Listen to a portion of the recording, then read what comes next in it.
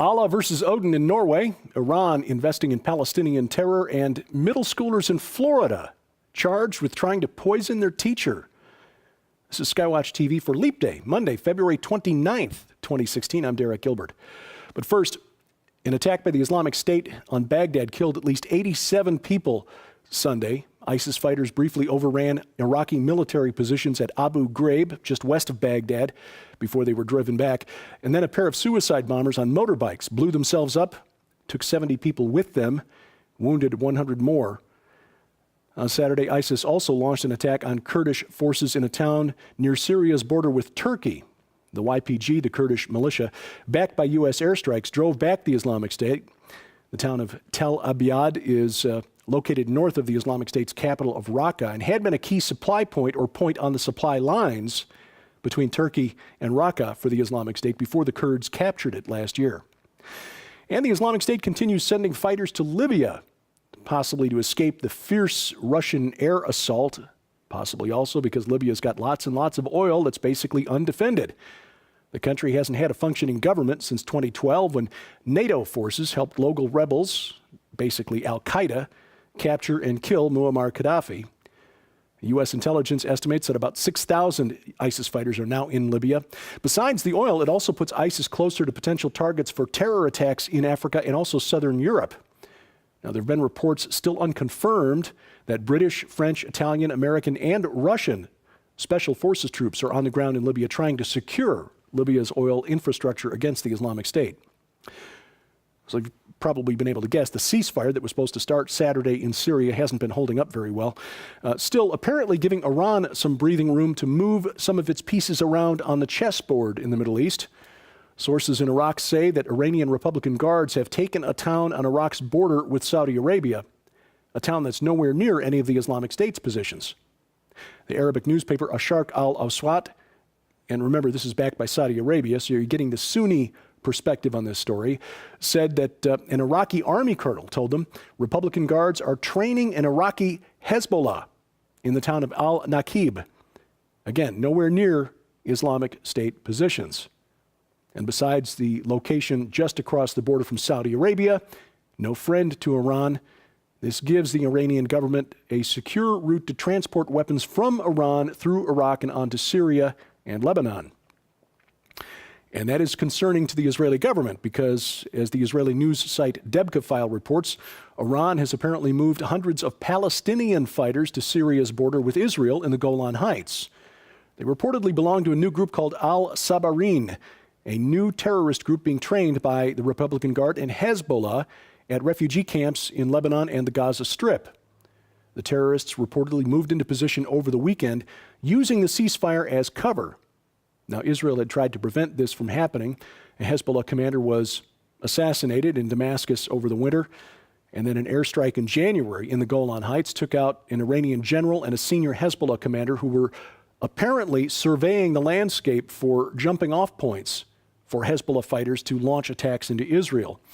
Now, and with the ceasefire in place, any move by Israel to dislodge these Palestinian fighters on the Syrian side of the border would be condemned by the global community as a breach of this fragile ceasefire.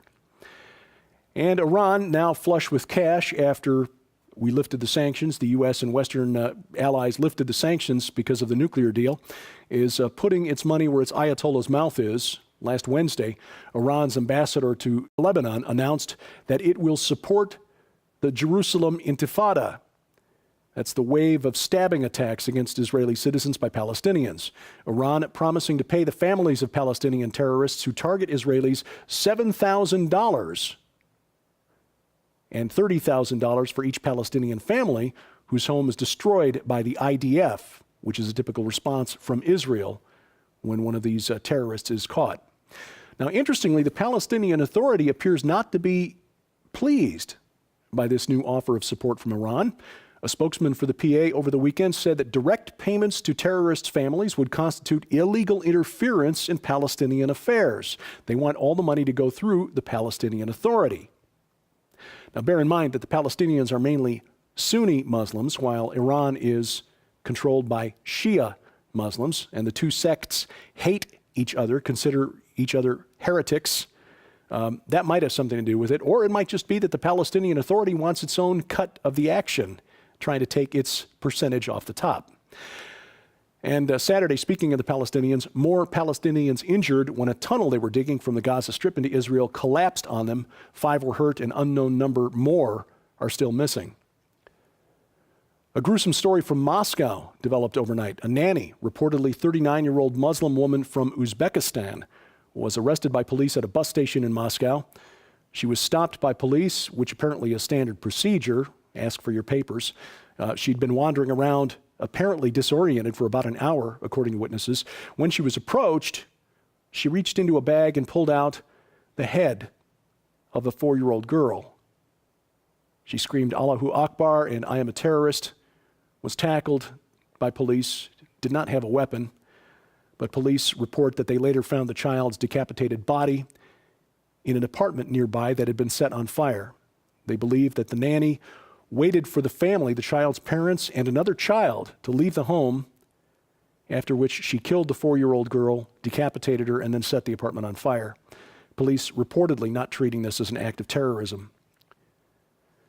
You remember recently we told you about a group in Finland calling themselves the Soldiers of Odin, patrolling streets in Helsinki in response to the influx of Islamic asylum seekers.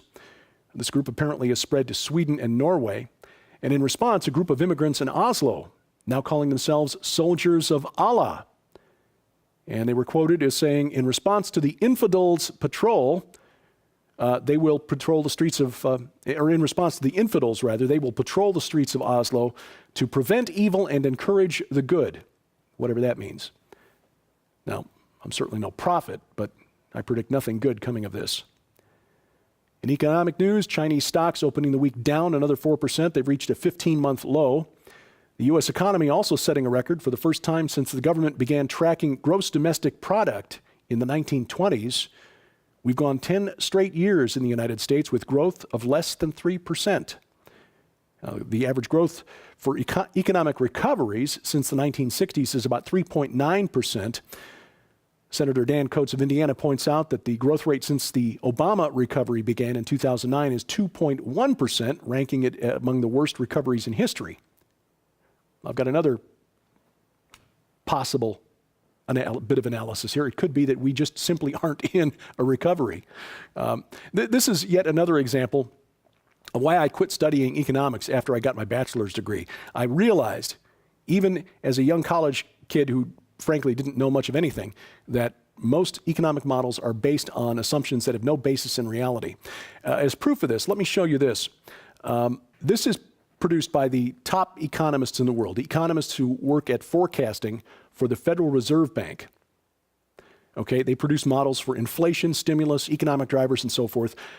Frankly, those models have been proven wrong so many times that if this method of predicting future business were used in any other industry, the guys who employed the models would be fired, the models would be scrapped, and they'd look for something that more closely approximated reality. Last week, the St. Louis Federal Reserve Bank published this article showing how their economic model predicts that based on their expectation of the rate of inflation over the next 5 years, that the price of a barrel of oil will fall to 0 by the year 2019. Now, that ain't happening. So why would the Fed put this out instead of asking their economists to go back to the drawing board and come up with something a little more realistic? Now, remember, the guys working for the Federal Reserve Bank are at the top of their field, or so I assume. They're the guys who set the policies that drive the U.S. economy. And the U.S. economy essentially drives the world economy. But if all of their models work this well, that would explain a lot, wouldn't it? And now you know why I abandoned any thoughts of a career as an economist and went into broadcasting. Speaking of mathematical models, a professor at Stony Brook University in New York says that the odds of Donald Trump becoming the next president of the United States are on the high side of 95%. Helmut Norpoth, a political science professor, says his statistical model has accurately predicted the winner of every presidential election of the last 104 years except for one. And he puts Trump's chances at winning this one at between 97 and 99% as of today, before Super Tuesday. He says that Trump in the general election would beat Hillary Clinton by about 10 percentage points. Get used to it. That's who it is now, either President Trump or President Hillary. Choose this day whom you will serve. Now, that thought is kind of freaking out heavyweight Republican donors. Some high net worth individuals got together last week, brought in a consulting firm, a Republican consulting firm from Florida, to begin investigating ways to get a third-party candidate on the ballot, assuming that Donald Trump wins the Republican nomination. Now, by the way, New York Times reported yesterday, Sunday, that Senator Marco Rubio, who was the Republican establishment's Plan B after their Plan A, Jeb Bush, failed to get any support whatsoever. It's come out that Senator Rubio in 2013 tried to persuade Fox News to sell immigration reform to the American people. This was a plan put together by the so-called Gang of Eight, 4 Democrats, 4 Republicans in the Senate, would have provided a path to citizenship for some 11 million illegal immigrants.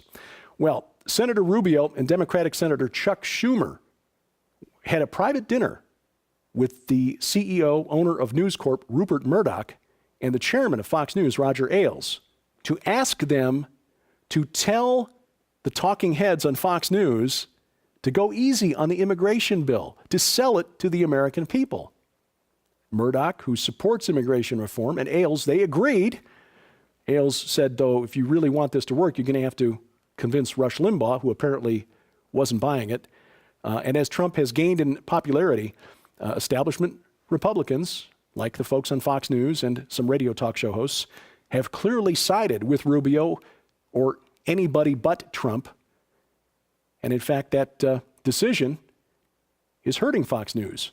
A new poll by the website YouGov shows that Fox's brand index, which is sort of an approval rating, a measure of approval rating, has dropped to a 3-year low among Republican voters.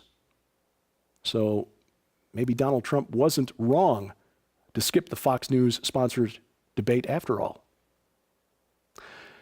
And finally, 3 middle school students in Florida face felony charges for allegedly spiking their teacher's soda with crushed red pepper.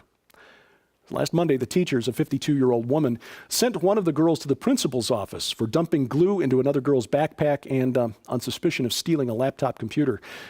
The girl got angry, talked to a couple of friends. They came up with a plan. Officials said one girl distracted the teacher while the other 2 took her can of soda off the desk, dumped crushed red pepper into it.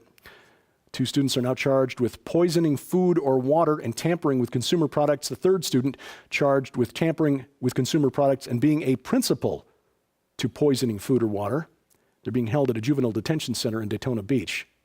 Now, may question whether charging them with poisoning or attempted poisoning may be a little harsh, but I think the bigger question is here, what kind of upbringing did these girls have that they thought this was an appropriate response to an authority figure?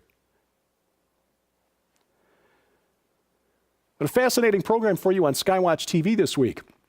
Timothy Alberino, the director and expedition leader for the True Legends series of documentaries, is our guest. And you'll be able to see SkyWatch TV, the full 30-minute version, today on the Victory Television Network, 8:30 p.m. Central Time, of course, and all these times are Central Time. The program will also air tomorrow, Tuesday, on the Victory Television Network, 6:30 p.m. and at 8:30 p.m. on the Christian Television Network.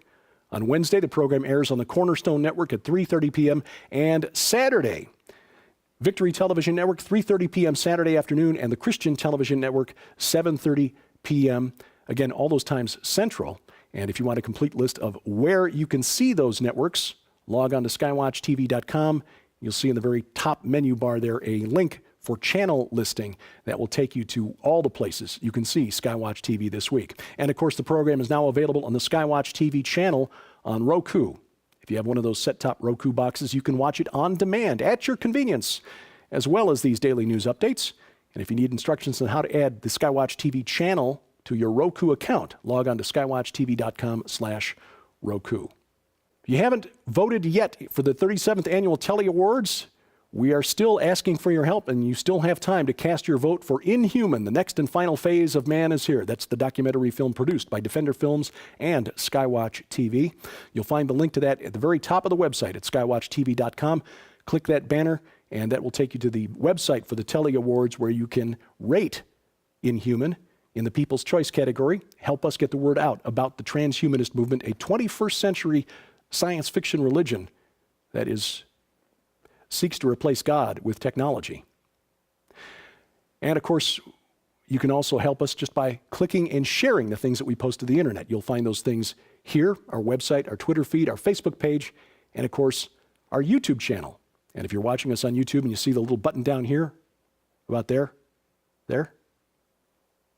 over here, yeah. Just click that to subscribe and get a notice every time we update with a new program or interview. And of course, the things I post to the web are here and my website. My email address, dgilbert@skywatchtv.com. Thank you for watching. As we keep watch, I'm Derek Gilbert, and this is SkyWatch TV.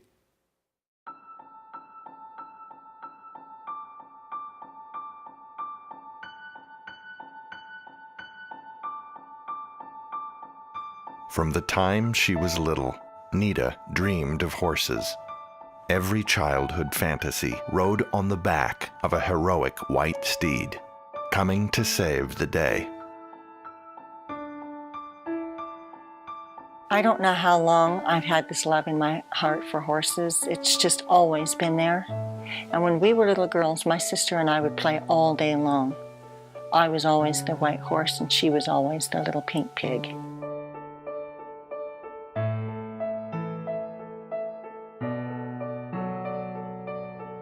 Let's pretend Lightning and Rosie can fly.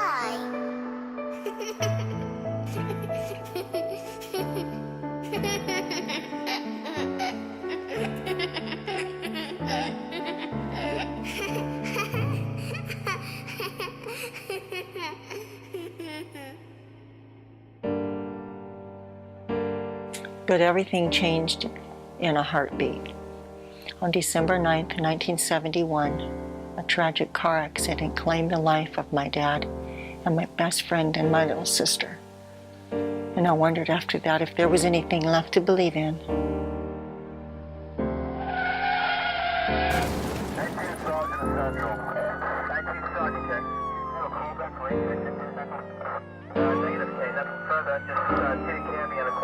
Move aside, let the ambulance through.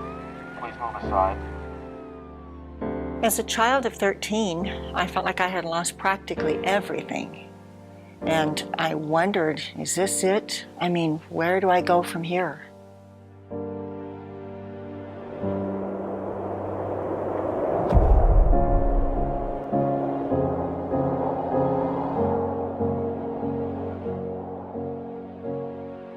I could not have imagined back then how God could use horses, of all things, to restore my faith and vision for the future. Starting April 19th, get your copy of Nita Horn's inspirational new book, No Fences, and learn for the first time her amazing story of loss, survival, determination, and healing. How the vision and love God gave her for these beautiful and majestic animals eventually led to the 150-acre Whispering Ponies Ranch, a general retreat facility, as well as a premier training location that specializes in using and gifting therapeutic animals to benefit the herding. Other care facilities, schools, and ministries across the nation. When God puts something in your heart, it's there for a lifetime.